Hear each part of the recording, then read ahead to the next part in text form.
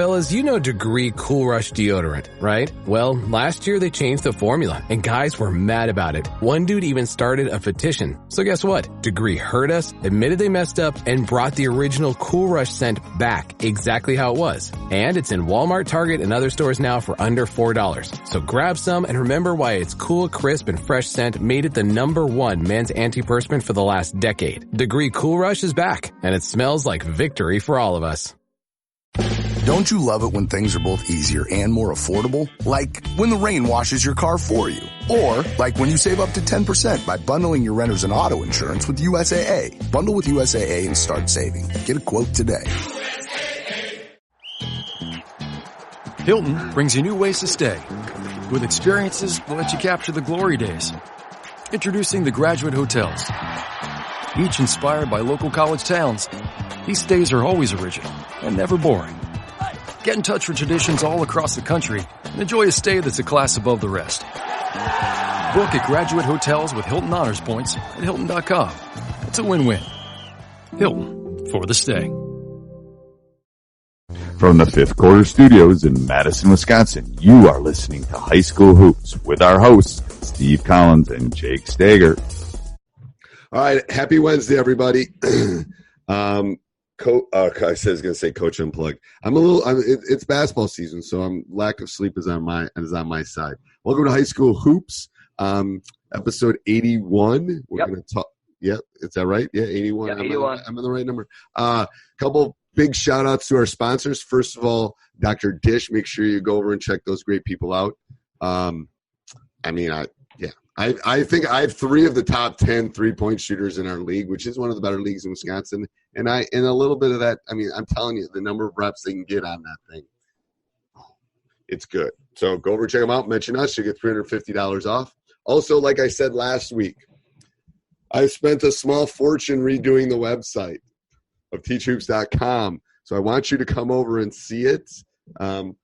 Coach has talked about the courses that we're going to do. I have so much material I'm going to be putting up over the next 6 months that just literally here's the funky part is October is the time I get October, November is when I get all my material. And then I get as busy as I get from November to March. I don't have as much time as I want to get it up. But then from April until November, because I'm not coaching anything in the fall, the amount of material that's going to be going up, and you're going to want to get in before I increase prices, because I'm either going to have to increase prices to get rid of the free trial because I got to make up the huge sum of money I had to put in. I wish I was a programmer, Coach. I do. I wish I could computer program and do my website, but I guess we all got to pick our niche or whatever it is. All right. So what's this week, Coach? I know this is your baby this week. I know you were excited about this one. I was working out this morning, and I was thinking about what would be a really good topic, because I think it's really important for coaches to do this.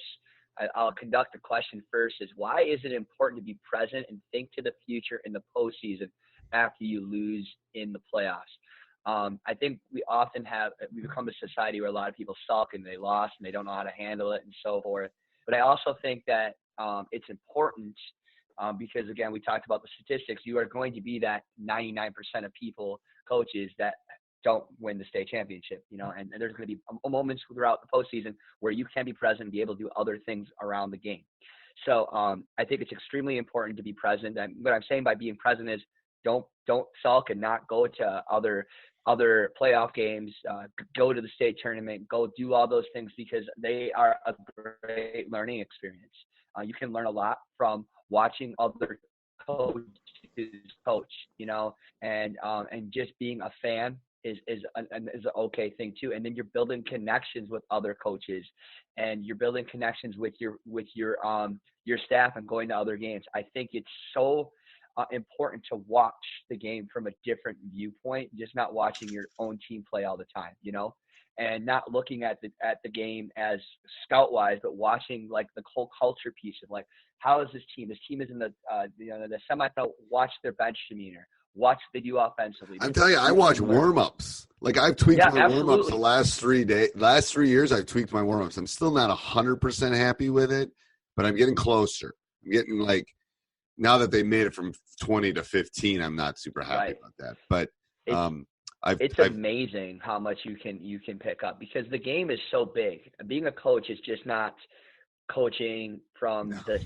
start of the game to the end of the game. There's so much more. Literally, there's if you know how big the game is, if you were to look at championship productions and look about the amount of topics that are connected to a sport, it's crazy. Right. I will never have a day where we don't know how to come up with a topic because the basketball is such a big. No, and it's like it is crazy. It's yeah. I mean, I was talking to a friend from California. He goes, it's crazy how. And the thing is, we're so engrossed in basketball that there's so many minute things in basketball. Okay, so I'm gonna pick something. I don't know if you've ever seen the movie Best of Show. It's about the kennel show, the picking the best dog, whatever it is. No. Okay. Anyway, there's all these niches, all these little places in the world that people can just dive. That what's made our world so great recently is, and basketball is just one part of it. Like my nephew's playing squash. I know zero about squash, but there's this whole subculture of squash players in the country that I know nothing about. And if I wanted to, I could dive into it. Well, it's the same thing with basketball. There are so many micro, environments within the basketball community right now. Like there's the not shot clock communities. there's the read and react community. There's the never zone or zone in the youth level. I mean, there's all these communities that you should dive yourself in. Force baseline, force middle, right. Continuity, no continuity. You could start a subcommittee on just how to deal with screens. Yeah. Do you hedge? Do you hard hedge? How do you deal with all these things? So I think all those are super important. Yeah, but yes, I just remember going to the state tournament, like getting up T-shirt ideas for the next year, or statement ideas. Like you see so many people from so many different areas. You're gonna pick up. Oh, I really like the way that long sleeve polo looks. I want that here for my staff. Like the other thing about being present is enjoy it, but also the idea of the future is that it's so rejuvenating. You will find yourself, if you're embedded in watching the elite teams play at the end of the season, it's not discouraging whatsoever. I find that it's very encouraging to be part of it. Right, and the thing is, your mind off I tell my wife, I said, I'll know when I'm done, when I don't have that April, May energy.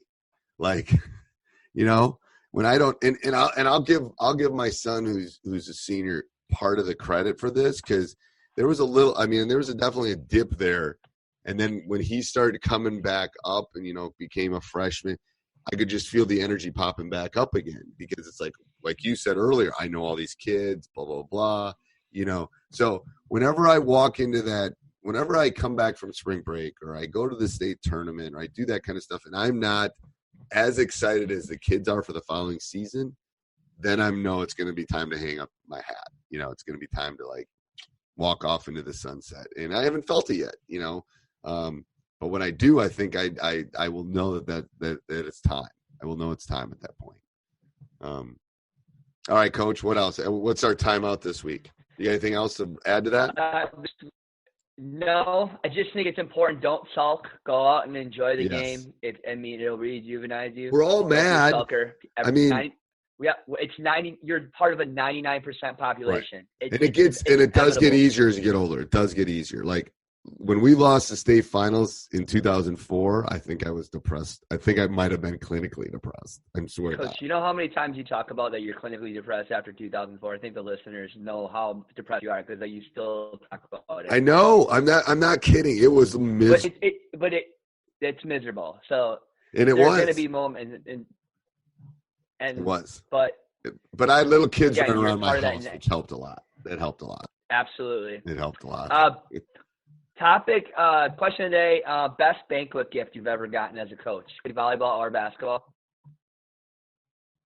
Ooh, that's a good one. I think probably a sushi gift card. Really? Yeah, for Sushi Miramoto, if any of my players are listening. So that was really good. I've gotten other ones, like there's stuff back here on my shelves. I think when we won a state, we won a state championship and stuff, there's other stuff like that. It doesn't. I mean, I like the things that I can put in my basement that I can remember the team by. Those are my favorite ones. Mine too. The sushi one's good because I love sushi. But yeah, those kind of ones are the those signed balls. I have some of the if you saw my basement amount of balls I have on my shelf down there. So those kind of things matter. I love those. I'll probably have to do one this year just because the senior group's kind of special to me. But yeah, that's those kind of things I think mean a lot. Yeah. The problem is I never plan for them. Like I should go buy a ball right now and think about it for the next month. But I plan on coaching Saturday night and doing my banquet on Sunday. That's my plan. Right. Let's go. Say, because I won't sleep, and I'll have been sleeping with the ball, so I'll be okay. It will literally be the shortest banquet ever. It's gonna be all over Twitter. Steve Collins sleeps with gold ball. Yes. 3 times in his career. Make it a 4th. My favorite gifts are the ones that are customly made, and they're not like they're homemade. Yeah. I'll just tell you my favorite one. It was my first year coaching at a small town in Wisconsin. And when I was 21, I lost my dad to cancer. And so it was a dream of mine. And I told them, me and my dad's dream, and I have to be a varsity basketball coach. So some of the parents got a hold of my mom, and they created a whole collage thing of pictures of my dad.